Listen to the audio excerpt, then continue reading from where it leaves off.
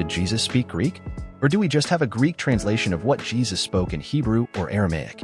This is an important question because it raises the issue of the accuracy of the Gospels. Do we know exactly what Jesus said, or do we only have a translation which might be wrong? Here are 7 pieces of evidence that Jesus spoke and understood Greek as well as Aramaic. Number 1. Our first evidence of his ability comes from the Christmas story found in Matthew. In this story, King Herod tried to kill the infant Jesus, but Joseph was warned in a dream, and they fled to Egypt. How does this relate to Greek? This gives evidence that either Joseph or Mary or both were able to speak Greek. Egypt wasn't a foreign country in the way we normally think about it. It was another province in the Roman Empire. Greek was the common language of the provinces, and so knowing this language would be very important in traveling across the empire. A corollary from this bit of information is that Jesus would have grown up in an environment of Greek speakers. Number 2. After King Herod died, Joseph, Mary, and Jesus came back to live in the town of Nazareth. This was a small village and Joseph was a carpenter.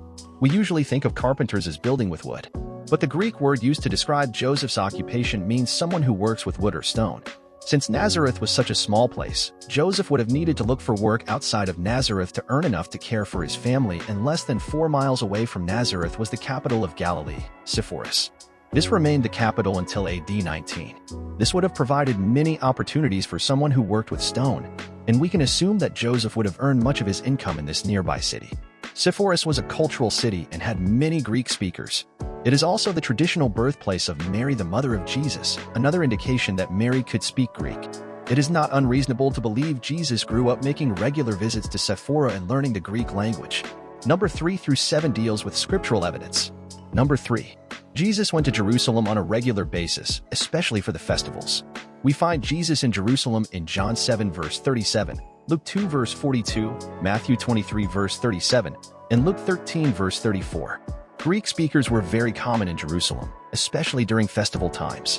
Jews did not just live in Israel but many other countries.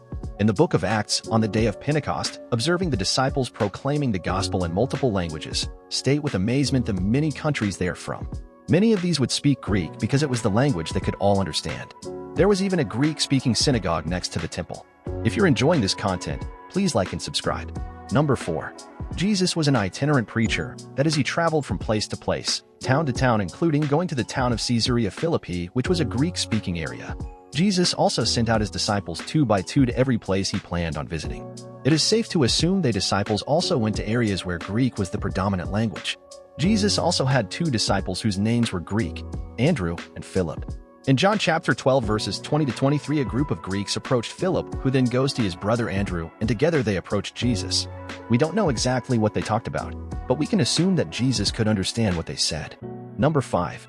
In John chapter 7 verse 35, Jesus says he won't be with the people much longer, and the crowd speculates that he might be going to the Greeks to teach them. Obviously, they wouldn't speculate this way if it was known that Jesus could not speak Greek. Number 6. Jesus also ministered in the Decapolis, the area on the other side of the Jordan River. Decapolis meant 10 cities, and it was primarily a Greek-speaking area. And there, Jesus interacted with people without any apparent difficulty. Number 7. Our final evidence is the wordplay found in the Beatitudes. I'll mention just 2 well-known Beatitudes as an example. Blessed are the poor in spirit, for theirs is the kingdom of heaven. And blessed are the peacemakers, for they will be called sons of God. Each of these Beatitudes have Greek wordplay that would help you remember them, and it only works in the Greek language.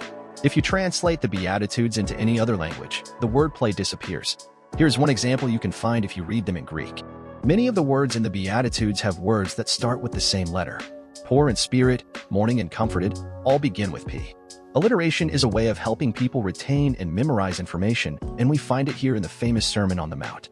These 7 pieces of evidence give strong belief that the Son of God had no trouble communicating in Greek, the common language of the day, and the language the New Testament was written in. Thank you. This is Pastor John. God bless you as you study God's Word.